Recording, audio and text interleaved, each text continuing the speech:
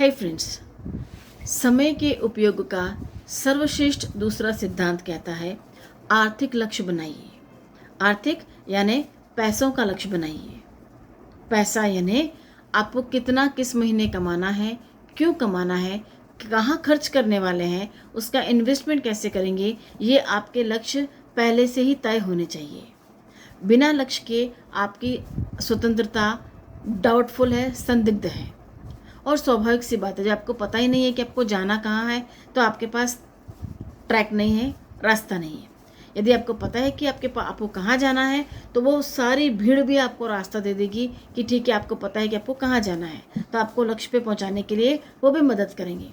हमने देखा है ओलंपिक की मशाल में किस तरीके से लोग बाग ले जाते हैं और लक्ष्य तक पहुँच जाती है वो चीज़। बारी बारी हर गुट को क्रॉस करती हुई वो फाइनली अपने लाइटिंग लैंप पे पहुंच जाती है और उस लाइटिंग लैंप को वो ज्वलंत कर देती है और प्रज्वलित हो जाती है अग्नि, जो कि पूरे गेम के टूर्नामेंट के दौरान चलती है।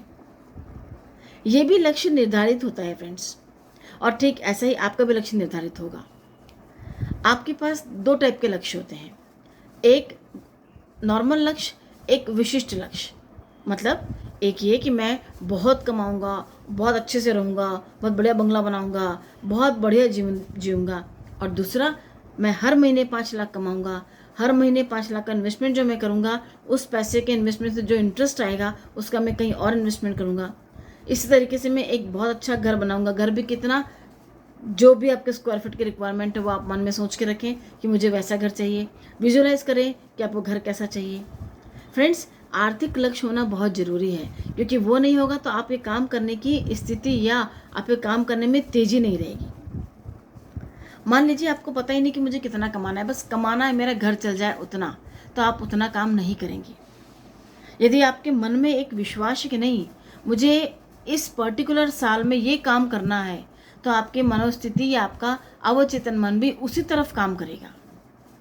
और जब आप अपने अवचेतन मन को बताएंगे कि भाई मुझे इस तारीख तक इतना पैसा चाहिए, ऑटोमेटिकली वो आपको वैसा प्रोग्राम करके देगा कि आप उतने अमाउंट तक पहुंच जाएंगे। फ्रेंड्स, ये कब होता है संभव? जब आप लक्ष्य बनाते हैं। क्योंकि यदि आपके पास लक्ष्य है तो योजना बनेगी, योजना है तो कार्य बनेंगे या कार्य तय होंगे। कार्यों की कार्य जब तय हो गए तो आपके पास क्या है? अब अगली चीज़, उनके परिणाम आना शुरू होंगे।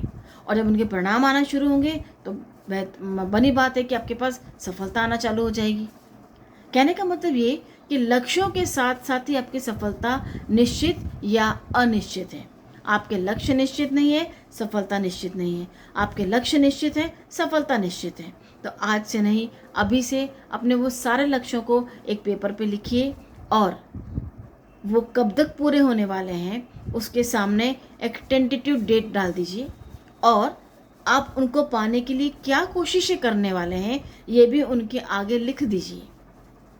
आज से ये काम जरूर कीजिए कि आपको जो भी कुछ चाहिए, आपको जो भी कुछ रिक्वायरमेंट है, उसको पेपर पे लिखना शुरू कीजिए। क्योंकि जब आप पेपर पे लिखेंगे तो आपके हाथ से पेपर पे आएंगे, और जिस हाथ से आप पेन पकड़ते हैं उनमें भी कुछ नर्व्स स्टिमुलेशन होते हैं जो सीधे आपके अवचेतन मन तक पहुंचते हैं।